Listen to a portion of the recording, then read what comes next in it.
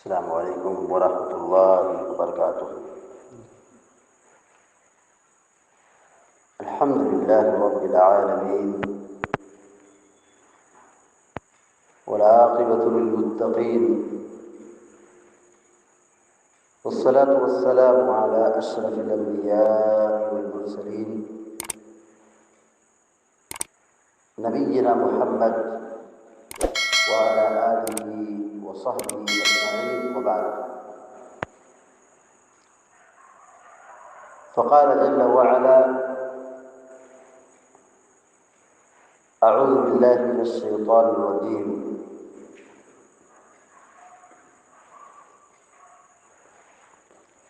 قل هو القادر على أن يبعث عليكم عذابا من فوقكم أو من تحت أرجلكم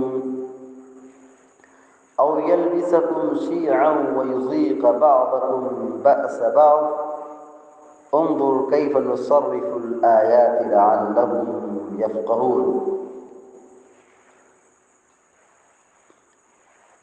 ساتواں پارہ سورۃ الانعام کی آیت نمبر 65 ابھی آپ کے سامنے پڑھی گئی ہے، جس میں اللہ رب العالمین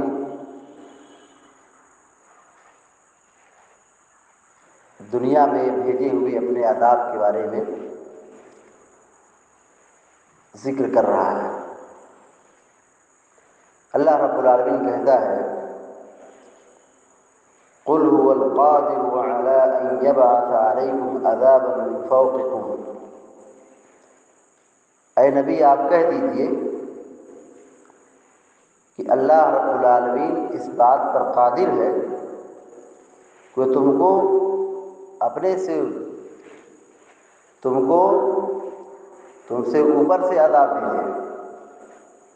اللہ رب العالمین اس بات پر قادر ہے کہ تمہارے پاس عذاب بھیجے تمہارے اوپر سے، یعنی ہم جہاں ہو ہمارے اوپر سے اللہ کا عذاب آ جائے۔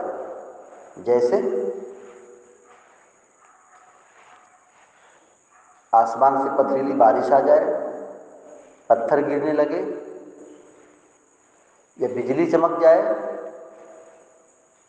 یا ہم جہاں بیٹھے ہوں وہاں کا چھت گر جائے، جس درخت کے سائے میں آرام کر رہے ہیں وہی درخت ہمارے سر پر آ جائے، تو اللہ رب العالمین اس بات پر قادر ہے کہ تم پر عذاب بھیجے تمہارے اوپر سے، او من تحت ارجلکم، یا وہ پھر تمہارے نیچے سے بھیج دے عذاب۔ اللہ اس پر بھی قادر ہے کہ تمہارے نیچے سے اللہ تعالیٰ عذاب بھیج دے، یعنی جہاں ہم بیٹھے ہوں زمین پھٹ جائے اور ہم زمین کا لقمہ بن جائیں، تو اللہ تبارک و تعالیٰ اوپر سے بھی عذاب دینے پر قادر ہے اور نیچے سے بھی عذاب دینے پر قادر ہے۔ اسی طرح آگے فرمایا: او یلبسکم شیعا ویذیق بعضکم بأس بعض، یا پھر اللہ تبارک و تعالیٰ آپس میں پھوٹ ڈال دے، اختلاف ڈال دے، لڑائی ہو جائے، اور پھر آپس میں جو لوگ لڑیں بھریں مار پیٹ کریں تو ایک دوسرے کو نقصان پہنچائیں، ایک دوسرے کو نقصان پہنچائے۔ یہ بھی ایک عذاب ہے۔ اللہ تبارک و تعالیٰ عذاب کے باب میں، عذاب کے تذکرے میں لڑائی کا بھی تذکرہ کیا ہے، کہا اللہ تعالیٰ اس بات پر بھی قادر ہے کہ جماعتوں کے درمیان، افراد کے درمیان پھوٹ ڈال دے، لڑائی پیدا کر دے، اور پھر ایک دوسرے کو مزہ چکھا دے، اختلاف ہو جائے، نفرت ہو جائے، اور پھر جب مار پیٹ ہوگی تو ظاہر سی بات ہے ایک دوسرے کو تکلیف تو پہنچنی ہی پہنچنی ہے، نقصان تو ہونا ہی ہونا ہے۔ انظر کیف نصرف الآیات لعلهم یفقہون، دیکھو اللہ تعالیٰ کیسی مثالیں بیان کرتا ہے، کیسے نشانیوں کو اللہ تعالیٰ کھول کھول کر کے بیان کرتا ہے لعلہم یفقہون، تاکہ لوگ سدھر جائے، سمجھ جائے۔ تو اللہ رب العالمین نے یہاں پر اپنے کچھ عذاب کا تذکرہ کیا ہے کہ اللہ تعالیٰ قادر ہے، چاہے تو پل بھر میں، لمحے بھر میں آسمان سے کوئی چیز نازل ہو، ہمارا خاتمہ ہو جائے، ہم جہاں بیٹھے ہوں اوپر سے کوئی چیز گر جائے، ہمارا صفایا ہو جائے، یا ہم جہاں ہو وہاں کی زمین کھسک جائے، زمین میں دھس جائے، زلزلہ آ جائے، تو اللہ تبارک و تعالی ہر چیز پر قادر ہے۔ اللہ رب العالمین ہر چیز پر قادر ہے، اس سے کوئی چیز پرے نہیں ہے، وہ ہر چیز پر قادر ہے۔ وہ آسمان سے بھی عذاب کو نازل کر سکتا ہے، اوپر سے بھی عذاب بھیج سکتا ہے، اور زمین سے بھی اللہ تعالیٰ عذاب بھیج سکتا ہے۔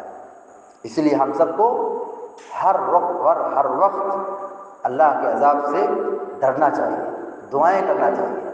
اللہ کے نبی علیہ الصلوۃ والسلام جو صبح و شام دعائیں کرتے تھے، اس دعا کو آپ دیکھیے، اللہ کے نبی علیہ الصلوۃ والسلام پڑھتے تھے اللہم احفظنی من بین یدی ومن خلفی وعن یمینی وعن شمالی ومن فوقی واعوذ بک ان اغتال من تحتی۔ بڑی جامع دعا ہے۔ دعا کا مطلب کیا ہے؟